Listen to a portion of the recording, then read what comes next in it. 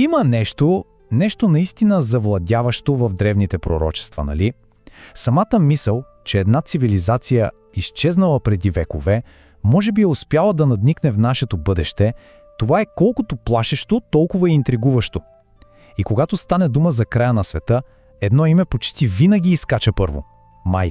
Представете си, тези хора са били невероятни астрономи, картографирали са небето с точност, която и днес буди възхищение.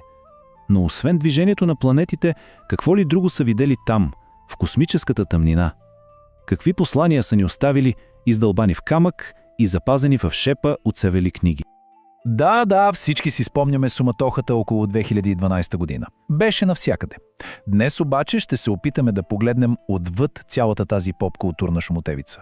Ще се заровим в самите източници, тези, които стоят в основата на всичките идеи за световен катаклизъм. Идеята общо взето е позната на всички. Един невероятно сложен и прецизен календар, който в един момент просто свършва. Точно това роди безброй теории.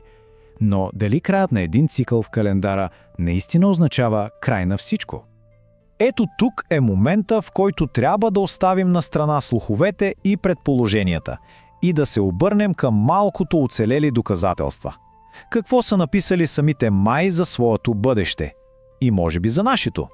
И така, нашето пътешествие започва с един от най-важните, но и най-мистериозните документи, останали от тази цивилизация. Артефакт, който може би държи ключа към техните най-мрачни предсказания. Но, преди да стигнем до самия кодекс, е важно да си дадем сметка, че тези идеи не са се появили от нищото. Те са вплетени в тяхното изкуство, в архитектурата, в ритуалите им. Всяка една резба, всеки един стенопис разказва част от една много по-голяма космическа история. И това ни води право към Дрезденския кодекс. Вижте, това не е просто някакъв си календар. Това е истинска енциклопедия на познанието на Майте. И вътре, скрит между сложните изчисления за движението на Венера, се крие нещо. Нещо доста зловещо. Точно така. На последната страница на този безценен документ няма празненства, няма ново начало. Има вода, която залива света. Изображение на унищожение в колосален мащаб. Ето това е конкретното, тревожно доказателство, което подхранва целия мит. И тук историята става още по-странна.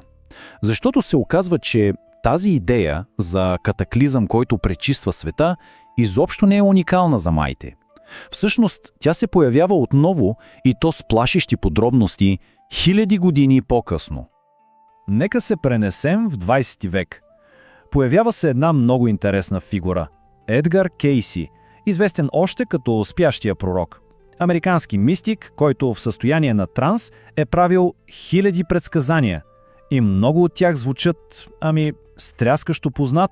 И тук не говорим за някакви неясни мъгливи видения. Става въпрос за много конкретни географски промени. Разпадане на континенти, потъване на цели държави, дори и изместване на земните полюси, което би променило климата из основи. И ако си мислим, че приликите свършат до тук, не. На другия край на света, в България, духовният учител Петър Дънов също говори за огромни планетарни промени, които предстоят. Нека просто ги поставим един до друг. Паралелите са наистина поразителни. И двамата, Кейси и Дънов, говорят за потъване на съществуващи земи и за появата на нови. Кейси споменава изместване на полюсите, а Дънов – мощна магнитна вълна. Но крайният резултат, който описват, е практически един и същ. Една драматична, пълна трансформация на планетата. Това е ключовия момент в пророчеството на Дънов.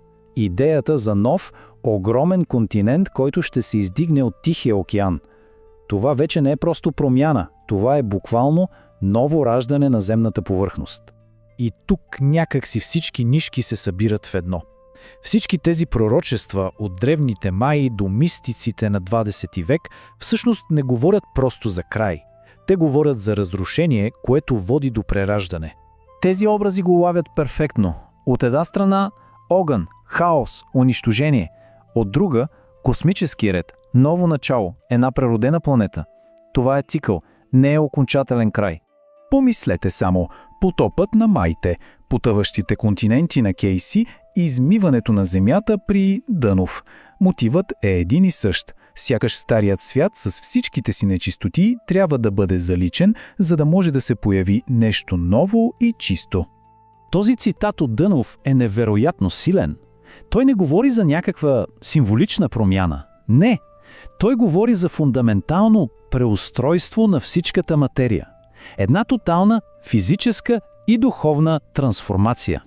И накрая, разбира се, идва и човешкия елемент. Всички тези пророчества предполагат, че оцеляването в този нов свят не е въпрос на физическа сила, а на духовна адаптивност. Тези, които са готови за промяната, ще я приемат, докато други просто ще се лутат в хаоса. И така, какво да мислим за всичко това? Дали са просто случайни съвпадения, плод на колективното въображение, или е една и съща идея, която оттеква през вековете? Може би предупреждение, а може би обещание за едно радикално ново начало. Въпросът, разбира се, остава отворен.